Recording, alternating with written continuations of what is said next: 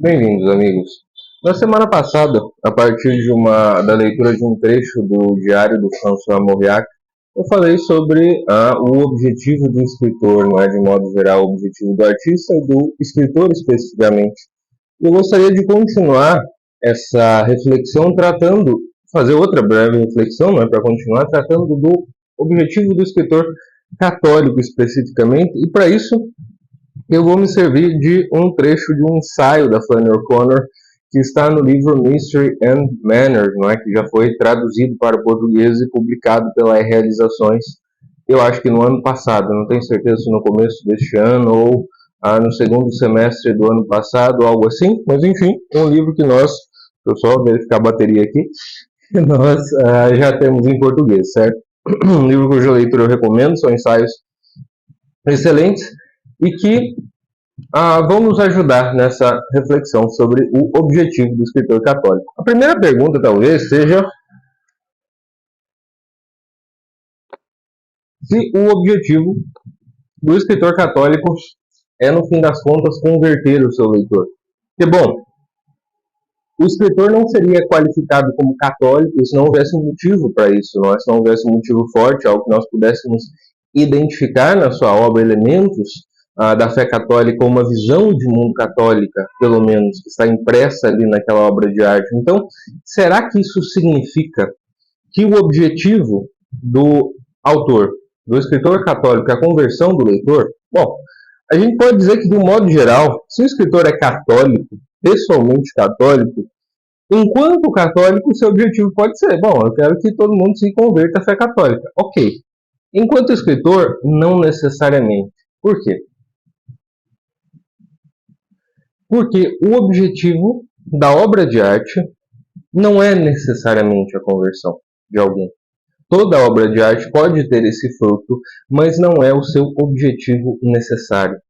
Ela tem um fim que é muito mais humilde do que esse. E se a gente for olhar para as grandes obras de arte, a gente pode pensar, bom, mas esse fim humilde ele é bem grande, né? Ele é gigantesco. Como, sei lá, Divina Comédia, se a gente pensa nos Irmãos Karamazov, se a gente pensa em Brideshead Revisited, do Evelyn Waugh, bom, essas obras são gigantescas. Eu estou vendo aqui uma oportunidade, a obra na minha frente do Joseph Conrad, a obra-prima do Joseph Conrad. Bom, essas obras são gigantescas, mas elas são gigantescas porque os seus autores não tentaram exceder os limites e as possibilidades de uma obra de arte literária.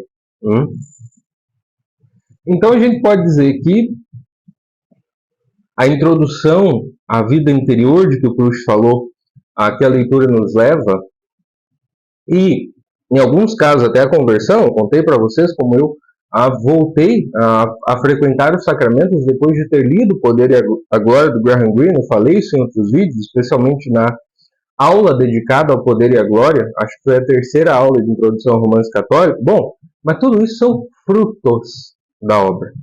São frutos que o autor coloca a possibilidade de que esses frutos existam quando ele conta bem a sua história.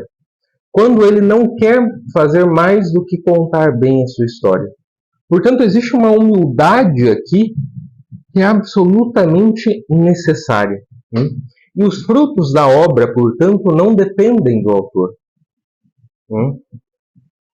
Esse fruto específico, pelo menos, não é, da conversão ou do aprofundamento na vida espiritual de alguém que já é católico, bom, isso está fora do alcance do escritor enquanto escritor. O escritor pode, sei lá, rezar pelos seus leitores, por exemplo, como o católico faz por todo mundo, especialmente pelas pessoas que lhe são próximas. Ele pode fazer isso.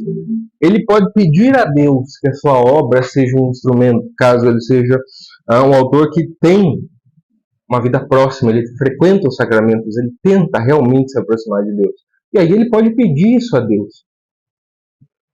Mas se ele tiver esse como seu primeiro objetivo, não é o que ele vai conseguir, percebam? Se ele coloca esse objetivo, o objetivo da conversão dos seus leitores, se ele é um escritor de ficção e coloca esse objetivo, ele está ultrapassando os limites que o próprio Deus deu ao ofício dele. Portanto, ele está se afastando da humildade. Vejam, ele não é um apologeta. Ele pode escrever um livro de apologética também, um ensaio, mas não vai ser um romance, não vai ser uma obra de ficção. Na obra de ficção é diferente. Vejam que interessante. São José Maria Escrivá fala no ponto 288 do livro Sulco o seguinte: quando o Senhor se serve de ti para derramar a sua graça nas almas, lembra-te de que és apenas um embrulho do presente, um papel que se rasga e se joga fora. Eu pensei nesse ponto quando estava fazendo essa reflexão para o vídeo, não é, do objetivo do escritor católico, de possíveis ou não conversões a partir de um romance católico, de uma obra de arte literária católica, de modo geral. E eu lembrei desse ponto de São José Maria Escrivá. Veja, o próprio romance, nesse caso, a própria obra de arte, ela pode ser um embrulho na vida de alguém. Esse veículo, esse instrumento, mas que não é um instrumento necessário, é um instrumento do qual Deus pode se servir em algumas pessoas. Quais pessoas? As pessoas que têm uma inclinação para a literatura, como é o meu caso. Olha, seria impossível que eu me convertesse, por exemplo, sei lá, em combate. Vamos supor que eu estivesse aí em combate, se eu estivesse lutando contra alguém, aí de repente, vendo as pessoas morrendo, vendo o próprio risco da minha vida, diante de uma grande injustiça, etc., eu acordasse e pensasse, caramba, é preciso mudar de vida, é preciso que eu me aproxime de Deus. Eu não estou entendendo nada do que está acontecendo aqui. Sabe por que isso seria impossível? Eu não sou um soldado, eu não sou um combatente. Esta não é a minha vida. Eu não tenho inclinação para isso. E, no entanto, eu pessoalmente tenho uma inclinação pela literatura. Logo, é verossímil que Deus falasse comigo pela literatura de algum modo. E que continue a falar como continua, de algum modo. Da mesma forma, eu falei para vocês no vídeo dedicado a São John Henry Newman, o papel dele no English Catholic Revival, nas aulas de introdução ao romance católico, quando falei de autores de língua inglesa, eu mencionei Newman em quase todas as aulas. Por quê? Porque São John Henry Newman foi uma influência para eles. São John Henry Newman, além de cardeal da Igreja Católica, foi um grande escritor, um grande prosador, um dos maiores prosadores da língua inglesa.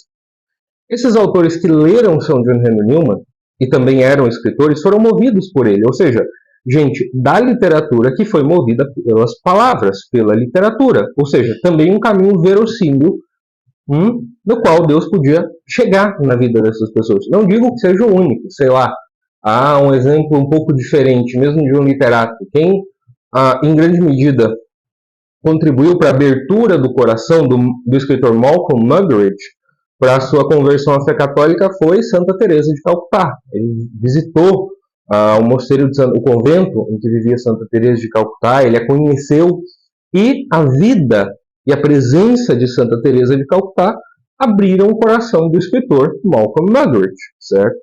Mas a gente pode entender que Deus não fala conosco em momentos extraordinários da nossa vida. Ele fala conosco naquilo que nos é ordinário, que nos é comum. Então, se temos uma inclinação pela literatura, logo é possível que Deus fale conosco pela literatura. Por toda a literatura. Em se tratando da literatura católica. Porém, o escritor, que talvez deva, em alguma medida, a abertura do seu coração para a conversão a outros autores, como eu acabei de dizer, acabei de mencionar essa possibilidade, dei o exemplo de São John Henry Newman, na vida de tantos escritores católicos em língua inglesa, o objetivo dele, enquanto ficcionista, enquanto autor de ficção, não pode ser o da conversão. Porque ele corre um risco muito grande de fazer uma obra ruim. E fazendo uma obra ruim, essa elevação que ele deseja que o leitor tenha, não vai acontecer.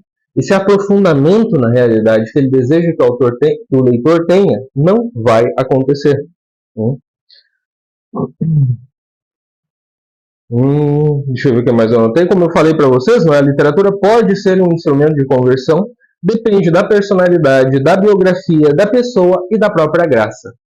No caso do leitor, não é? A personalidade do leitor, a sua biografia, quem ele é, o seu contato, a sua proximidade com a literatura, o nível de abertura que ele tem ou não para ela e, claro, a própria graça divina, que opera dentro dos meios ordinários em que vivemos e não por acontecimentos extraordinários. Deus está sempre perto de nós e sempre nos incitando a essa conversão, que é o nosso modo de vida.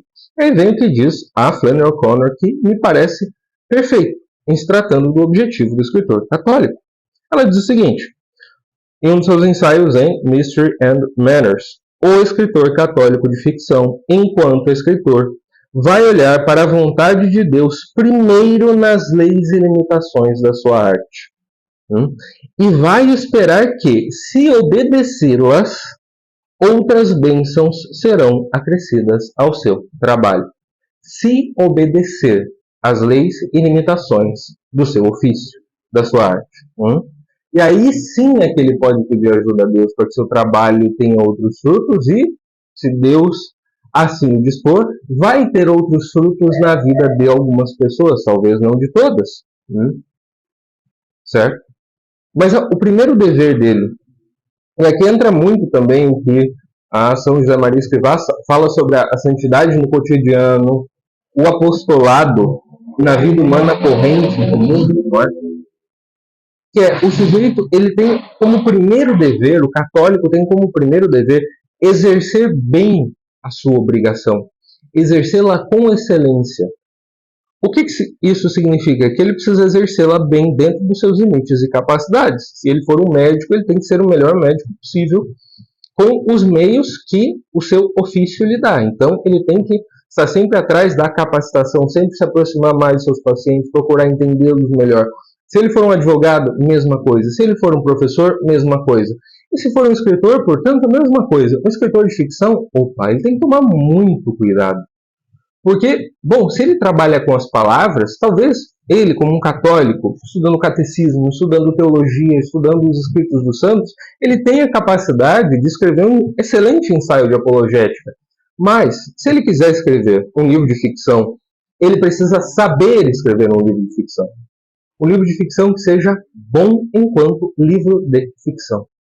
Que ele não substitua o seu ofício por outras coisas, ainda que o seu objetivo seja tão nobre quanto o da conversão, tão amoroso quanto o da conversão de alguém. Porque, meu filho, se você quiser fazer isso aí, você vai escrever um livro ruim e não vai ter esse efeito. Olha, nem se Deus quiser, talvez ele tenha... O livro fique tão ruim que não vai ter como ser instrumento para a conversão de ninguém. Pode virar até motivo de chacota. Certo? Vejam um cuidado que o escritor católico precisa tomar. Ele precisa ser humilde a ponto de pedir que Deus se utilize do seu instrumento, se utilize da sua obra enquanto instrumento, desde que essa obra seja boa. E para isso, ele vai ter que fazer um esforço imenso. Ele vai ter que realmente conseguir excelência na história que ele está contando. Ele vai ter que entender como se cria um personagem. Como se substituem, né, na expressão do Proust, aquelas partes imateriais da alma por partes materiais que a inteligência é capaz de assimilar. Ele tem que ser um artista gigantesco. Ele tem que ser um artista muito bom. Né? E ele precisa saber que, talvez, em muitos casos, esse fruto, que sendo ele um católico piedoso, vamos supor que seja, aqui estamos tratando de escritores católicos que eventualmente vivam a fé, ele tem que saber que muitas vezes esse instrumento não vai ser aproveitado também pelos seus leitores. E que ele não pode fazer nada em relação a isso, certo? Ainda que ele o queira, ele não pode fazer nada em relação a isso. Porque o seu primeiro dever está na excelência da sua obra. O resto é com Deus. Tá bem? Espero que vocês tenham gostado dessa reflexão, meus amigos, e ainda nesta semana eu volto com um segundo vídeo. Até lá e muito obrigado.